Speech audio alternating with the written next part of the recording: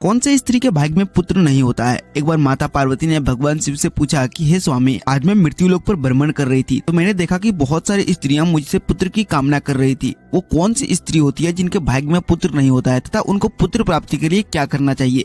भगवान शिव पार्वती से कहते हैं कि हे पार्वती, इस कथा को तुम ध्यान से सुनना और समझना। जो भी इस कथा को ध्यान से समझता है उसे पुत्र की प्राप्ति अवश्य होती है। भगवान शिव कहते हैं कि हे पार्वती, चोलापुर नगर में एक सेठ के 2 बेटे थे। उन दोनों बेटों की शादी हो चुकी थी और सेठ के बड़े बेटे की बहू को एक बेटा था और छोटे बेटे की बहू को एक पुत्री प्राप्त थी। सेठ की पत्नी पुत्र को लेकर हमेशा अपनी छोटी बहू को ताना मारती रहती थी और उसकी छोटी बहू हमेशा ताना सुनती रहती थी। वो स्वभाव से बड़ी ही सुशील थी। एक दिन उसकी सास सुबह मंदिर जा रही थी। उसने छोटी बहू को खाना बनाकर रखने को कहा। जैसे उसके सास वहाँ से बाहर निकली वैसे एक साधु दरवाजे पर आ गया और मांडवी से भोजन कराने को कहने लगा। तब उसने सोचा कि अगर मेरी सास मुझे डांटेगी तो मैं कह दूंगा कि मैंने अपने हिस्से का भोजन साधु को कराया है और खुद भूखा रह लूंगी। दोस्तों, पार्ट 2 के लिए